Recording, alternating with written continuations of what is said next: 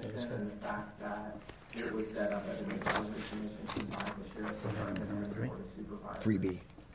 And so something like this where the commission is taking a position and so the commission wants to send a letter, an amicus curiae brief to the state Supreme Court to support the sheriff and demand the release of the names of bad sheriff's deputies who have frequent records of misconduct. Is it though explicitly provided in the ordinance that we can't submit a weakest letter to the I'm for it, yeah.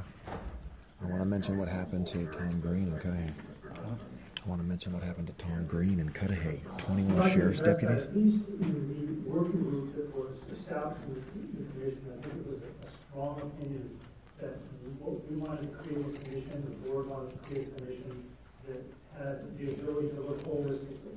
Just recently, Supervisor Margaret Thomas addressed me in a public hearing regarding the commission's knowledge of the Rosas lawsuits and the other lawsuits coming out to make sure that there's a non-siloed approach, a holistic approach to the reform. Did Gary know we were coming today? Well, he was in the chat room. I sent it to him. That would be beyond the sheriff and possibly even beyond the board of supervisors. I can't tell you what specifically the board of supervisors intend for in this particular point, but I think it's a distinct possibility that they wanted this commission to do something more than just report back to them to the sheriff. And so I would suggest that the commission may want to council to look into that a little more in depth. Because it may be that such a yeah, she'll take my side. California Supreme Court might be exactly what the board was thinking the court and what the commission would do. How many sheriff's deputies there are? 1, 2, 3, 6, 7, 8, 9 sheriff's deputies. Thank you, Mr. Huntsman. And to answer your question, I mean, it's not specifically laid out. How many? 3? They know about us. Working group recommendations, but that has generally, because this is a arm of the county, albeit an independent arm of the county, sending out something on County of Los Angeles letterhead is something that generally the Board of Supervisors does, for example, for supporting legislation and making on cases like this, and these positions on litigation. But if that's something obviously we can look into if we want to bring this back to the next meeting. Any other questions before we turn the public call? One other item. Yes, Mr. Chair, so explicitly, you cannot say definitively if we're prohibited, yes or no? Explicitly, no. I mean, the ordinance says that the role is to advise, and the recommendations that this commission is making are indicated to obviously the common. Hey, Nick, you made it. The sheriff's department and the board of supervisors. So as of right now, we will have to go through all of them.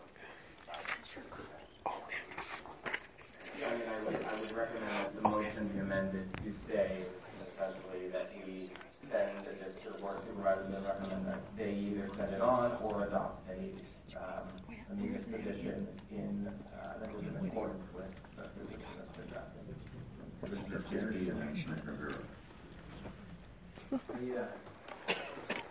I just want to make a pitch for independence. I think the force of the amicus letter is that it comes from the Sheriff's Civilian Oversight Commission itself. We are a voice for oversight, and part of giving meaningful recommendations is to publicly proclaim our positions to the institutions with the power to effectuate real reform and change. Often that is the sheriff himself, and we did pass a resolution in support of his disclosure of the names to the DA.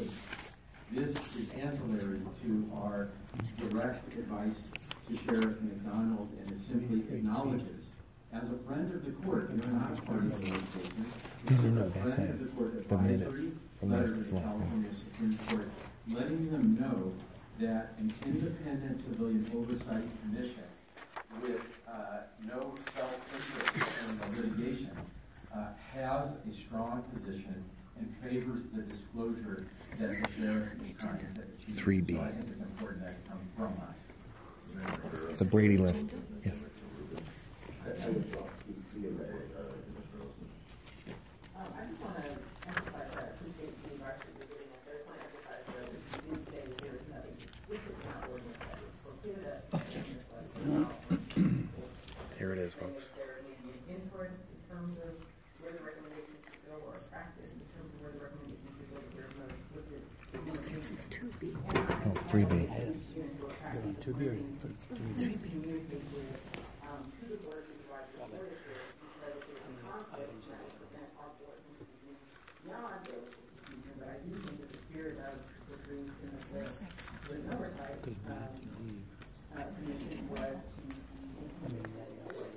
was to advise on the department, the sheriff's department, also the board of supervisors, but we also can speak beyond, and I would encourage us to do so in this instance.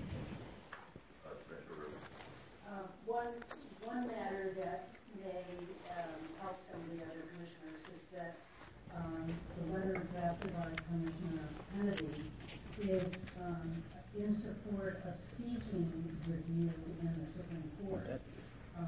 There are other amicus letters that have been filed, some very good ones. That's not to say we shouldn't be doing that as well.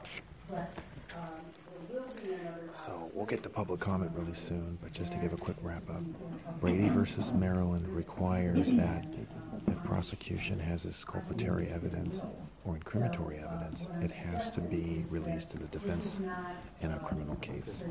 And right now there is a holdup preventing the release of files of misconduct against sheriff's deputies. This information must be released.